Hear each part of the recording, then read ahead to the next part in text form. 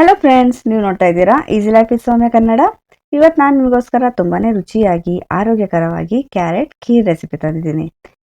ಇದು ಮನೇಲಿ ಚಿಕ್ಕ ಮಕ್ಕಳಿಂದ ಹಿಡಿದು ದೊಡ್ಡವ್ರ ತನಕ ಎಲ್ಲರಿಗೂ ಇಷ್ಟ ಆಗುವ ರೆಸಿಪಿ. ತುಂಬಾನೇ ಕ್ರೀಮಿ ಆಗಿರುತ್ತೆ, ತುಂಬಾನೇ ಕಲರ್ಫುಲ್ ಆಗಿರುತ್ತೆ. ಇದನ್ನ ಸ್ಪೆಷಲ್ ಒಕೇಶನ್ಗಳಲ್ಲಿ ಅಥವಾ ನಿಮ್ಗೆ ಯಾವಾಗ ಬೇಕು ಅವಾಗ ಇದನ್ನ ದಿಢೀರಾಗಿ ಮಾಡ್ಬೋದು. ಇದನ್ನ ತುಂಬಾನೇ ಬೇಗ ಮತ್ತು ತುಂಬಾನೇ ಸುಲಭವಾಗಿ ಮಾಡ್ಬೋದು. ಹಾಗಾದ್ರೆ ಬನ್ನಿ ವಿಡಿಯೋ ಸ್ಟಾರ್ಟ್ ಮಾಡೋಣ. ಮೊದಲಿಗೆ ಗ್ಯಾಸ್ ಮೇಲೆ ಒಂದು ಕುಕ್ಕರ್ ಇಟ್ಟಿದ್ದೀನಿ. ಇದಕ್ಕೆ ಒಂದು ಕಪ್ ತುಂಬ ಕ್ಯಾರೆಟ್ ಹಾಕೊಂಡಿದ್ದೀನಿ.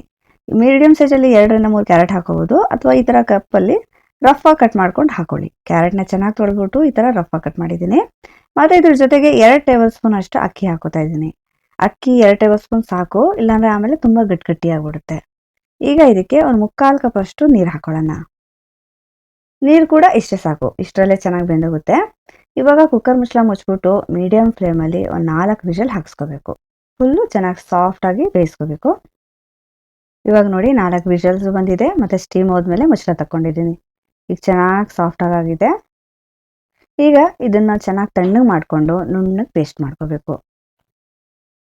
ನೋಡಿ ಈ ಥರ ಫುಲ್ಲು ಸ್ಮೂತಾಗಿ ಪೇಸ್ಟ್ ಆಗಿದೆ. ಇವಾಗ ಪಾಯಸ ಮಾಡ್ಕೊಳ್ಳೋಣ. ನಾನು ಮೊದಲೇ ಇಲ್ಲಿ ಅರ್ಧ ಲೀಟ್ರಷ್ಟು ಹಾಲನ್ನ ಕುದಿಯೋಕ್ಕಿಟ್ಟಿದ್ದೆ.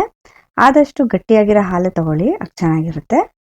ಹಾಲು ಚೆನ್ನಾಗಿ ಕುದಿ ಬಂದಿದೆ. ಈಗ ಇದಕ್ಕೆ ಅರ್ಧ ಕಪ್ಪಷ್ಟು ಸಕ್ಕರೆ ಹಾಕ್ಕೊಂಡಿದ್ದೀನಿ. ಸಕ್ಕರೆ ನೋಡ್ಕೊಂಡು ಹಾಕೊಳ್ಳಿ, ಕಮ್ಮಿ ಜಾಸ್ತಿ ಯಾವ ಥರ. ಈ ಅರ್ಧ ಕಪ್ಪು ಕರೆಕ್ಟಾಗಿದೆ. ಜಾಸ್ತಿ ಬೇಕು ಅಂದರೆ ಒಂದು 2 ಚಮಚ ಜಾಸ್ತಿ ಹಾಕೋಬೋದು. ಈಗ ಇದ್ರ ಜೊತೆಗೇನೆ ಏಲಕ್ಕಿ ಪುಡಿ ಹಾಕೋತಾ ಇದ್ದೀನಿ, ಒಂದು 1/4 ಚಮಚ. ಮತ್ತು ಸ್ವಲ್ಪ ಡ್ರೈ ಫ್ರೂಟ್ಸು ಮಿಕ್ಸ್ ಮಾಡ್ಕೊಂಡು ಈ ಥರ ಸಣ್ಣಗೆ ಹೆಚ್ಕೊಂಡು ಹಾಕೊಂಡಿದ್ದೀನಿ. ಸ್ವಲ್ಪ ಡ್ರೈ ಫ್ರೂಟ್ಸ್ ಬಾಯಿಗೆ ಸಿಕ್ಕರೆ ಚೆನ್ನಾಗಿರುತ್ತೆ. ಬೇಕಾದ್ರೆ ಬರೀ ಗೋಡಂಬಿನೇ ಚಿಕ್ಕದಾಗಿ ಕಟ್ ಮಾಡಿಬಿಟ್ಟು ಹಾಕಿದ್ರು ಆಯಿತು. ಇದು ನಾನು ತುಪ್ಪದಲ್ಲಿ ಕರೆದಿಲ್ಲ, ಹಾಗೆ ಹಾಕಿದ್ದೀನಿ, ಚೆನ್ನಾಗಿರುತ್ತೆ. ಇವಾಗ ಸಕ್ಕರೆನ ಚೆನ್ನಾಗಿ ಮೆಲ್ಟ್ ಮಾಡ್ಕೋಬೇಕು. ಸಕ್ಕರೆ ಎಲ್ಲ ಚೆನ್ನಾಗಿ ಮೆಲ್ಟ್ ಆಗಿದೆ. ಲಾಸ್ಟಲ್ಲಿ ಕ್ಯಾರೆಟ್ ಪೇಸ್ಟ್ ಹಾಕೋಬೇಕು. ಫಸ್ಟೇ ಹಾಕಬಾರ್ದು, ಇಲ್ಲಾಂದರೆ ಬೇಗ ಗಟ್ಟಿಯಾಗಿಬಿಡುತ್ತೆ. ಕ್ಯಾರೆಟ್ ಪೇಸ್ಟ್ ಹಾಕ್ಕೊಂಡು ಚೆನ್ನಾಗಿ ಮಿಕ್ಸ್ ಮಾಡ್ಕೋಬೇಕು.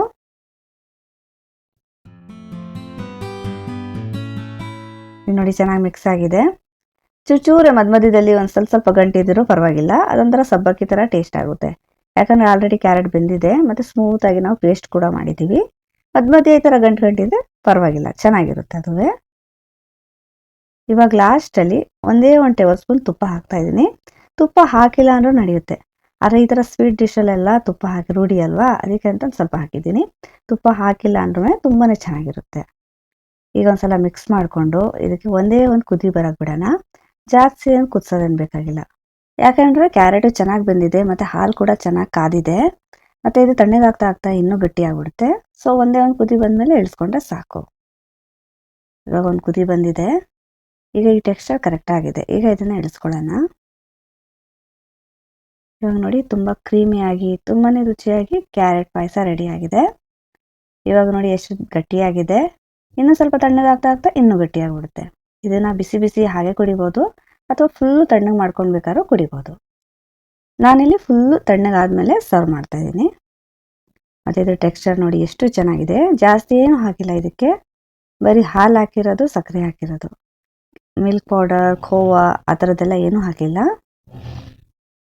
ಲಾಸ್ಟಲ್ಲಿ ಮೇಲೆ ಈ ಥರ ಡ್ರೈ ಫ್ರೂಟ್ಸ್ ಹಾಕ್ತಾ ಇದ್ದೀನಿ ಗಾರ್ನಿಷಿಂಗ್ಗೆ. ನೋಡಿದ್ರಲ್ಲ, ಇದನ್ನು ಮಾಡೋದು ಎಷ್ಟು ಸುಲಭ, ಮತ್ತು ರುಚಿ ಮಾತ್ರ ತುಂಬ ಚೆನ್ನಾಗಿರುತ್ತೆ, ತುಂಬ ರಿಚ್ ಆಗಿರುತ್ತೆ. ಇವತ್ತಿನ ವಿಡಿಯೋ ನಿಮ್ಗೆ ಇಷ್ಟ ಆದರೆ ಪ್ಲೀಸ್ ನನ್ನ ಚಾನಲ್ನ ಸಬ್ಸ್ಕ್ರೈಬ್ ಮಾಡ್ಕೊಳ್ಳಿ, ವಿಡಿಯೋನ ಲೈಕ್ ಮಾಡಿ. Thank you for watching.